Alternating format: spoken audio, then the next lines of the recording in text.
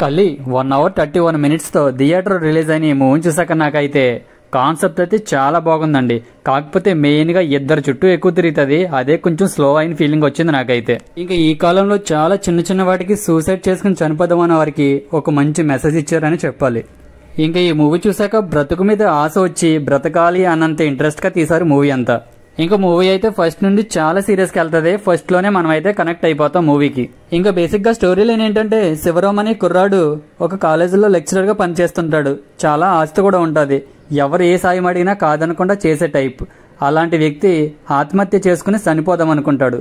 అసలు ఎందుకు చనిపోదాం అనుకున్నాడు, తనకు వచ్చిన ప్రాబ్లమ్స్ ఏంటి, చివరికి చనిపోయాడా లేదా అన్నదే స్టోరీ లైన్. ఇంకా ఈ మూవీని ఫ్యామిలీతో చూడొచ్చా అంటే ఎస్ చూడొచ్చు. అడల్ట్ సీన్స్ అయితే ఏమీ లేవు. ఇంకా స్టార్టింగ్ నుంచి నెక్స్ట్ ఏం జరుగుతుందా అనే థ్రిల్లింగ్ ని లాస్ట్ వరకు తీసుకెళ్లారండి. ఇంకా శివరామ్ తన ఫేస్ చేసిన ప్రాబ్లమ్స్ ని ఊహించుకుంటూ చాలా కొత్త క్యారెక్టర్స్ తో సింపుల్ గా తీసేశారండి. ఇంకా తన ఫ్యామిలీయే తనను మోసం చేయడం, ఇంకా భార్య వదిలేసి వెళ్ళిపోవడం, ఇలాంటి సీన్స్ అయితే చాలా మందికి కనెక్ట్ అయ్యేలానే ఉన్నాయి.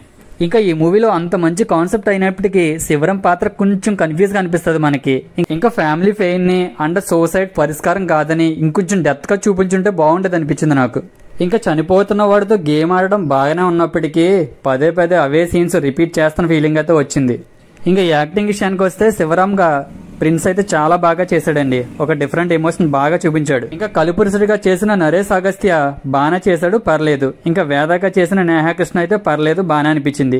ఇంకా మిగతా వాళ్ళంతా వాళ్ళకి ఇచ్చిన రోల్ బాగానే చేశారు, పర్లేదు. ఇంకా బ్యాక్గ్రౌండ్ మ్యూజిక్ విషయానికి వస్తే చాలా బాగుందండి. ఇంకా ప్రతి సీన్ నెక్స్ట్ ఏం జరుగుతుందా అని ఎలివేట్ కావడానికి బ్యాక్గ్రౌండ్ మ్యూజిక్ చాలా ప్లస్ అయిందనే చెప్పాలి. ఇంకా ఫైనల్ గా నేను చెప్పేది ఏంటంటే, సూసైడ్ చేసుకున్న వారికి ఒక్క మంచి మెసేజ్ ఇస్తూ థ్రిల్లింగ్ గా సస్పెన్స్ గా బాగా తీసారండి. ఒక్కసారి అయితే చూడొచ్చు మూవీని. ఇంకా మీలో ఎవరైనా ఈ మూవీని చూస్తుంటే ఎలా ఉందో కింద కామెంట్ చేయండి. ఇంకా ఇలాంటి జెన్యూన్ రివ్యూస్ కోసం మీరు నా ఛానల్ సబ్స్క్రైబ్ చేసుకుని అలాగే పక్కనున్న బెల్ సింబల్ ని ఆల్ లో పెట్టుకుంటే నేను చేసే ప్రతి రివ్యూను మిస్ కాకుండా చూడవచ్చు. ఇంకా జనరల్ మూవీ రేటింగ్ ప్రకారం నేను ఈ మూవీకి ఇచ్చే రేటింగ్ 3.25 అండ్ అవుట్ ఆఫ్ 5 కి. ఇంకా మీకు కనుక నా రివ్యూ నచ్చినట్లయితే లైక్ చేసి షేర్ చేయండి.